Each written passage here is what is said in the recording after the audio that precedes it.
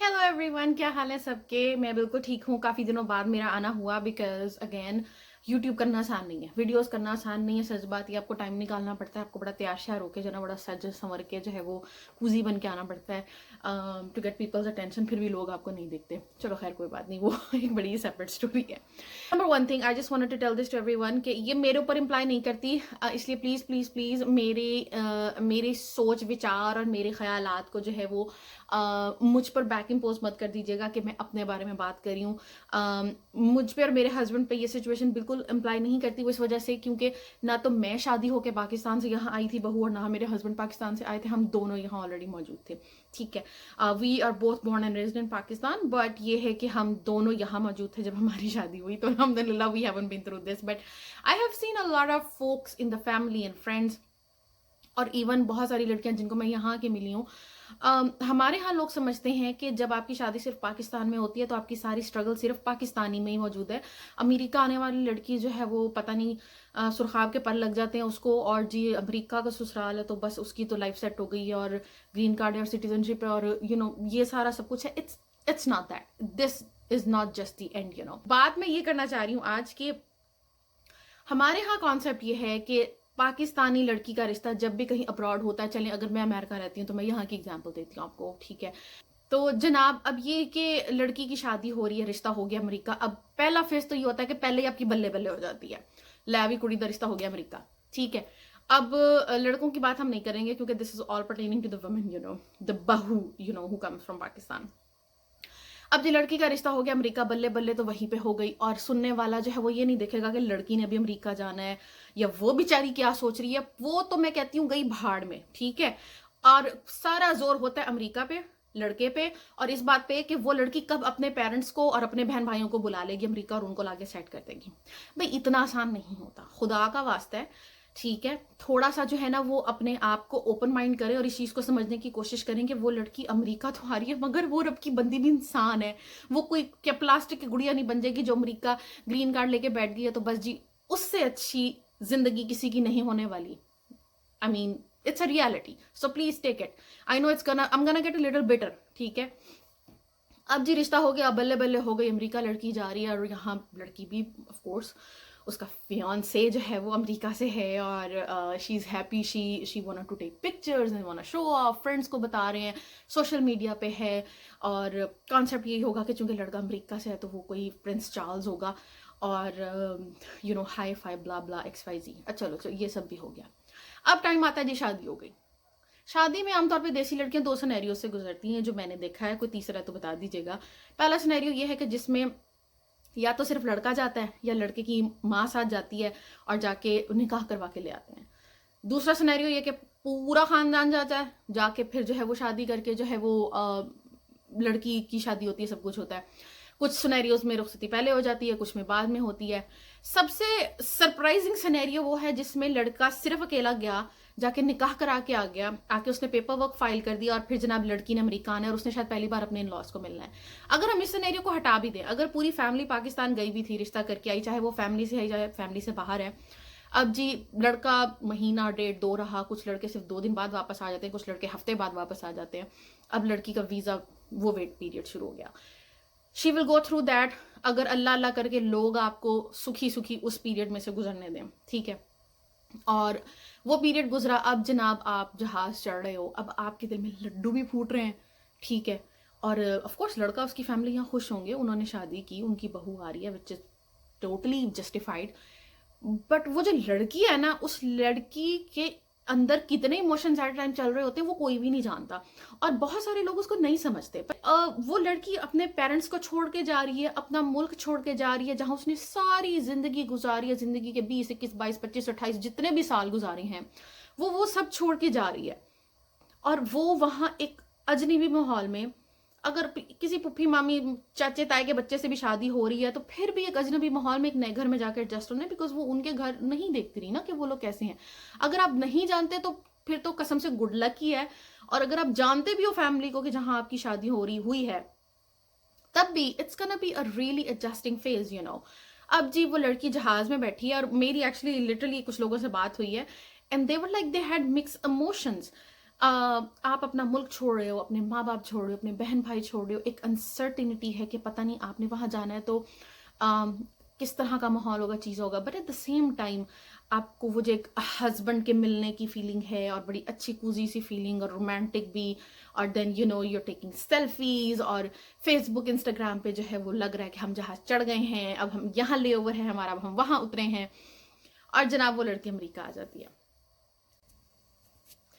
अच्छा, बात हो रही थी कि लड़की अब जी अमेरिका आ गई है, ठीक है। वो जो लड़की अमेरिका आई है ना, मेरी पूरी हमदर्दी उस लड़की के साथ है। आप कहेंगे जी आप बाइस्ड हो, आप लड़कों को भूल गए हो। किसी ने मुझे ये भी कहा कि आयशा जो आपका कॉन्सेप्ट है, समटाइम्स लड़कियां उससे ऑपोजिट बिहेव करती हैं और वो उनकी जो हाई एक्सपेक्टेशंस हैं वो इश्यूज क्रिएट करती हैं। देखें वो एक टोटली सेपरेट स्टोरी और एक टोटल सेपरेट सिनेरियो है, will talk about it some other time. अब वो लड़की एडजस्ट होने की कोशिश कर रही है। आप सारी जिंदगी स्टेपलर बोलते आए हो, उसने आके आपको all of a sudden stapler बन गया है। उसने हमेशा जो है वो अंडे वाला बर्गर खाया, मैक्सिमम जिंगर बर्गर खाया, मैकडोनल्ड्स खाया, या वो सॉल्ट एंड पेपर पे जाके सूप पीती थी।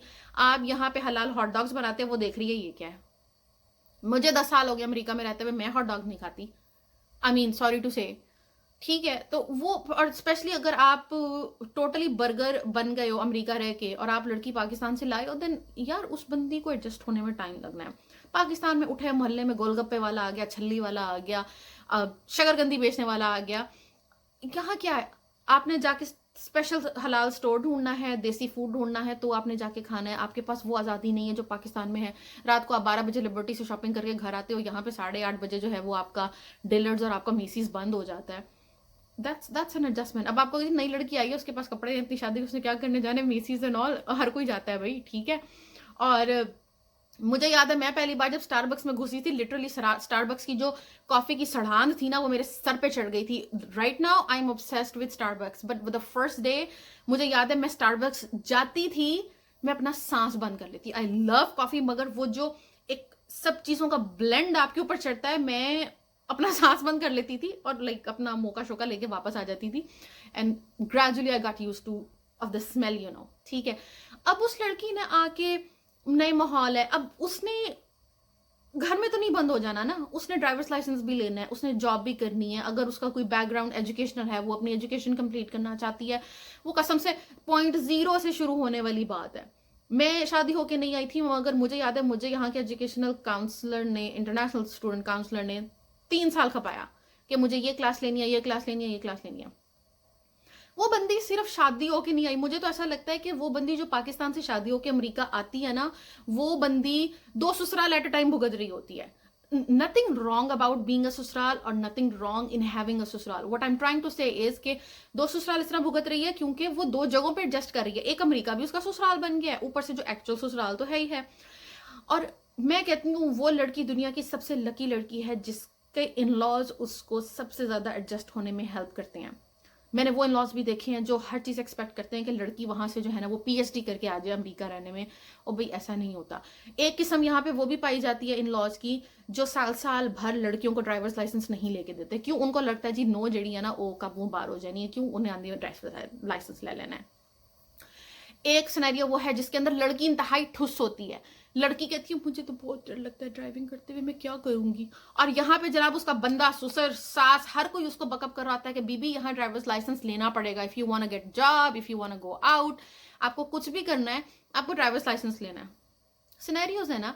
तो चाहे वो लड़की ओवर कॉन्फिडेंस है, अंडर कॉन्फिडेंस है, चाहे वो एक टोटल अच्छे वेल बैलेंस कॉन्फिडेंस में आई है, यार उसके लिए ऑलरेडी एडजस्टमेंट है। आप उसको एक नहीं 2 ससुराल गिफ्ट कर रहे हो, एक अमेरिका और एक उसका एक्चुअल ससुराल। So please give her some time. मैं कहना ये चाह रही हूँ कि अब अगर एक लड़की पाकिस्तान से शादी होकर अमेरिका आ रही है, month 2 month 3 month, I think in-laws and husband should go easily, you know। वो आते ही समटाइम जो एक मिक्स ऑफ इमोशंस होता है ना, समटाइम्स वो लड़की को खुद नहीं समझ आ रहे होते कि वो अपने पेरेंट्स को भी मिस कर रही होती है, वो अपनी सास के अंदर अपनी मदर देख रही होती है, मगर मे भी वो इफेक्शन नहीं मिलती। और अगर वो मिल जाती है, मैं कहती हूँ she is one of the luckiest person in the world, ठीक है। क्योंकि पेरेंट्स, आपको पता है, आपने मजीद अगले 6, 8, 10 महीने पाकिस्तान नहीं जाना है, और even sometimes girls go even after long long time, फिर ये होता है कि चिट चैट हो रही होती है, पाकिस्तान वालों को क्यूरियोसिटी होती है ये जानने की, फ्रेंड्स को क्यूरियोसिटी होती है जानने की।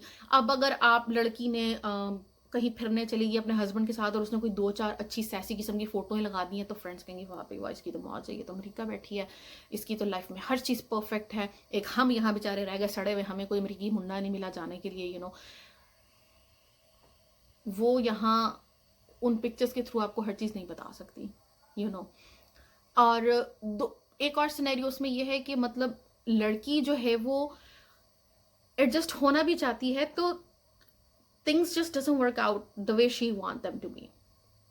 ऐसे में सिर्फ ये है कि थोड़ा सा अपना हाथ हौला रखें लड़की के ऊपर, as a husband, as in laws. Just because आप एक बहू पाकिस्तान से लेके आ गए हैं डज नॉट मीन कि वो अमेरिका पे बेकाबू हो जाएगी। खुदा ना खास्ता वो पाकिस्तान में भी एक इंडिपेंडेंट लड़की होगी, और वो वहाँ भी अगर समझदारी से रह रही है तो अमेरिका के लोगों को कोई सुरखाब के पर नहीं लग जाते।